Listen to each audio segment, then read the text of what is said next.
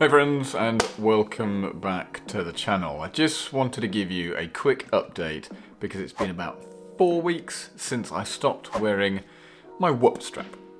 Yes, you heard that correctly, the whoop strap. This thing. I did a video not so long ago on my review having worn it for 12 months straight.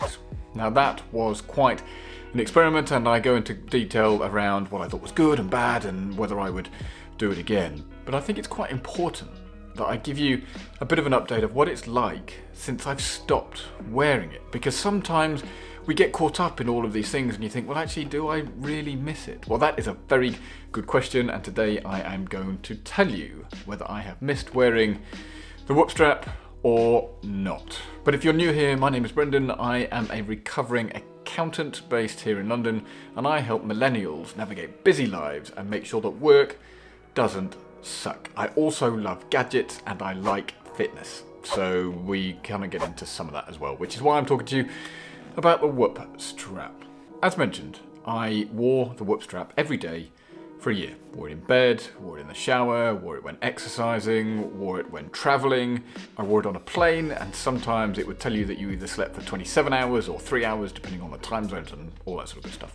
But since I've stopped wearing it, what have I missed? Well, first off, you can see that I've got my Apple Watch, and I would highly recommend these loop straps. I've done a video on that. Here is the link. Please do yourself a favor and buy the most comfortable strap you can buy on the market. Anyway, I digress.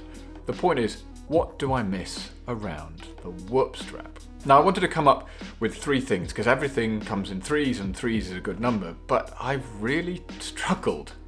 I must admit I've got 2, so I will dive into those. One thing before I start is, this is not a reflection on whether the company Whoop is good or bad. It's actually just their product, the fitness tracker, and my views of whether I've missed it over the last month. I know that their app is pretty cool and they keep adding functionality to it each time, but is that a sole reason to keep going and wearing a Whoop?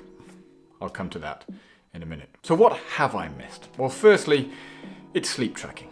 That was one of the main reasons why I wanted to get the Whoop in the first place. Because I wear a watch, and whether it be the Apple Watch or a normal watch, I didn't want to wear another watch on this hand because you just look bloody stupid at the end of the day. So what are the options?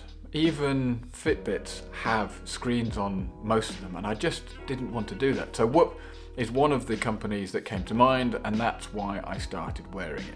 I know that Oura Ring is an alternative, and I will probably trial that in due course. But when you're starting out and you don't want to wear a watch, there aren't many options. The whoop strap took a little bit of getting used to, but it is quite low profile. So even when sleeping, it didn't really notice it. It did help that I actually put it on the other wrist. I wear my watch on my right hand, but when I take it off and charge it, I would swap the whoop from the left hand to the right hand so that the left hand wouldn't get really itchy. And anyway, just ignore me on that one. The point is, I got used to sleeping with it, and the tracking on the sleep was really helpful. It would tell you when you went to bed and when you woke up and the amount of hours you had and whether it was good sleep and REM sleep and light sleep and whether you were disturbed, and you can kind of get a bit geeky on all of that sort of stuff. And sometimes you can even convince yourself that you had a bad night's sleep when you did have a good night's sleep. But I mean, that's a whole different ball game. And that sleep tracking ability I do miss.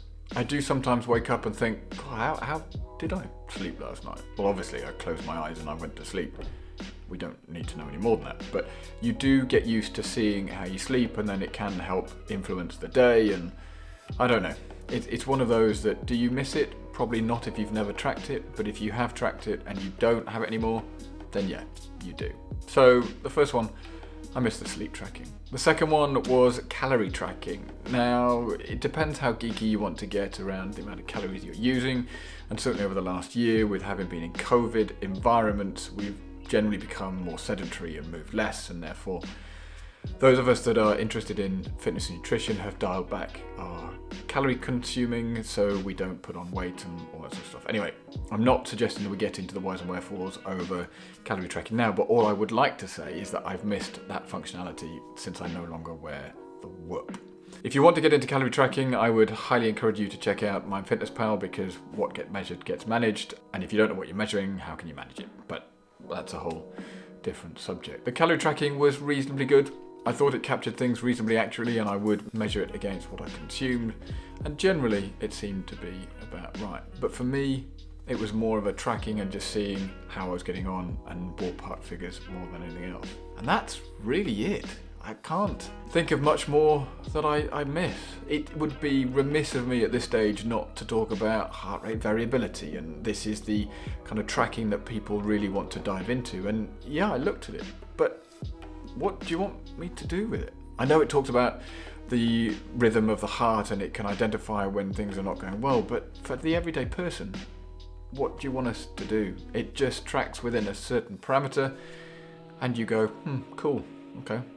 What next? So I think it's too easy to get caught up in the whys and wherefores of whether having heart rate variability is good. Yes, as technology and insights grow, it will probably help, but at this stage, I don't miss it at all. So as I sit here now and I'm 4 weeks after taking it off, do I miss it? No. I also don't miss the monthly cost at £28 a month at the time of when closing my account. I certainly didn't miss that. I think it is a bit expensive. Certainly when you think about other fitness trackers where they charge you probably £200, £300, £400 for the device and then all of the data is free, but it's the model that they're implying. I think if you were to wear it for the next 10 years, you might give yourself a bit of a heart attack over the amount that you're spending and giving away to Whoop. So it is something to bear in mind. On the piece around data collection, I actually asked for a full download of my data before closing my account. You can do that under GDPR requirements and a data subject access request.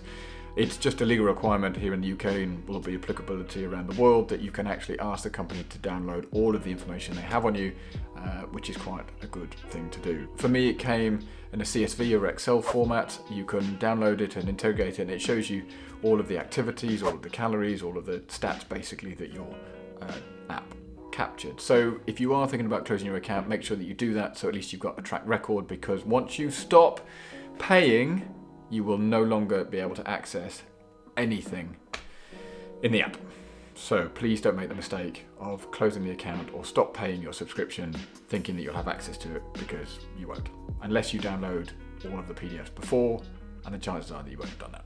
So please don't make that mistake. Do I miss wearing the Whoop strap?